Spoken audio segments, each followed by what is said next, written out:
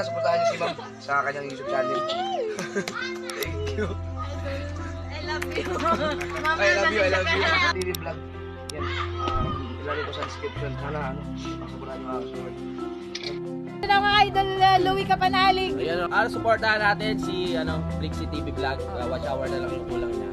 Ayan, para makamit niya na panoorin natin, no?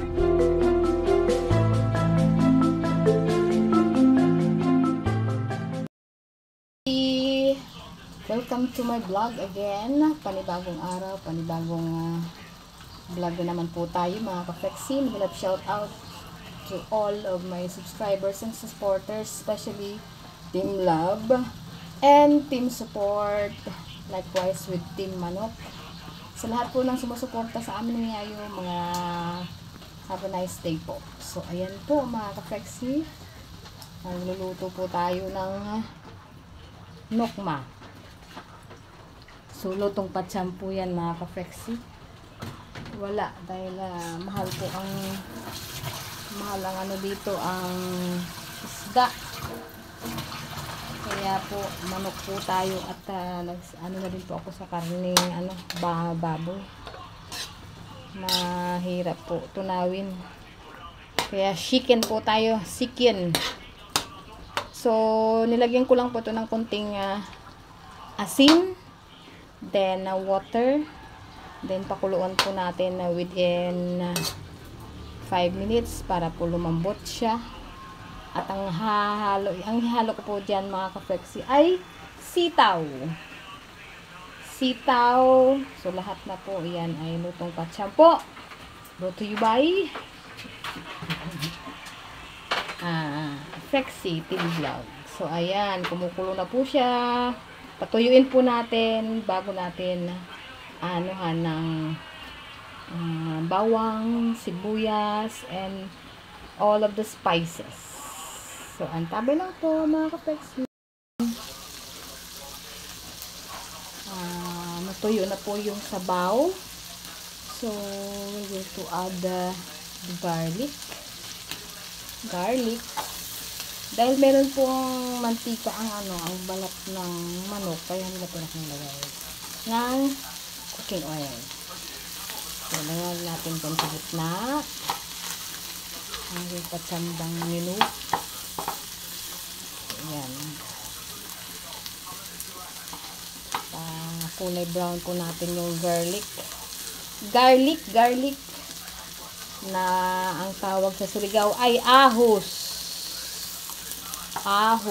panglaban sa aswang. Shouty po sa pumasok sa akin kanina, Sir Hugot, Chef, Sis NGGTV, Ma'am Forever Young, and Kuya Pogi, Sir Mix, Idol Monay, Ma'am Sally, Boss V, thank you, Ma'am Jeng, thank you so much, Idol Mike Ponce, thank you, and Team Love. Din sa lahat po na sumusuporta sa aking channel, likewise kay Yayo, maraming salamat ka. Ma'am Sally Vival sa parting, Ma'am Grace Castillo, si Ma'am Grace po, lagi din po akong sinusuportahan yan. Boss V, thank you. Team Support, Sir Ed, Ma'am Ilongga, Sis Titsay, Ma'am Gigi, Ma'am Princess, Ma'am Faith, Idol Monay, Sir Edmond, at sa Team Lab, Madam Lalabs, Lalabs Layla, Lalabs Jantin, kay Bicol Mix, kay Lalabs Tikangkang, okay, Sir Adobo Rider from Italy. Salamat po sa inyo. Sa Team Manok ni Ma'am Ibi, Boss D, Madam Merly, and all. Sa lahat po sa Team Manok. Sis Lesley, Sis Tess, thank you so much. Maraming salamat po. Ayaw man mag kulay brown. Naunsa naman tayo ni Hoy. Yan. Nag-brown na akong kawali pero ang bawang wabod taon haskang dugaya. Pawis na ang akong kilikili ba. Gutom na si Yayo. Shout out also sa aking masugid na supporter, Idol Joel De Guzman from Planet Forward. Thank you so much, Idol Joel. Yan, so ayan na. Ang kawali may nag-brown. So, kunting ano pa po sa ano. Yan. So, sunod po natin ay ang sibuyas.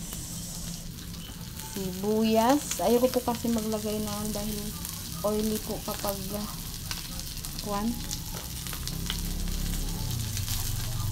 dahil mamantika po yung manok. Yung sila sa ang video, baka magalaw-galaw naman. Wala po akong stand. Pag stand kasi hindi ma-focus sa ano. So, ayan.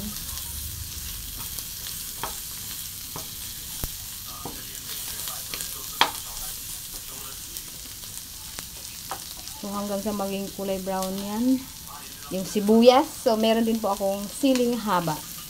Dahil mahilig po ako sa manghang. Kaya gagayatin ko po siya mamaya ng 3 gayat lang. Okay? Then, I will going to put the string beans. Sitaw. Later. Nahimik siya sa kasi wala ano. Ayun na. Okay, pwede na yan. Di ko na anuhin, susunugin yung sibuyas. So, I will add the sitaw.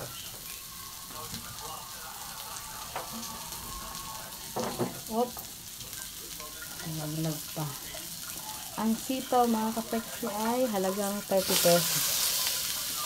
30 pesos. Supposed to be ano po.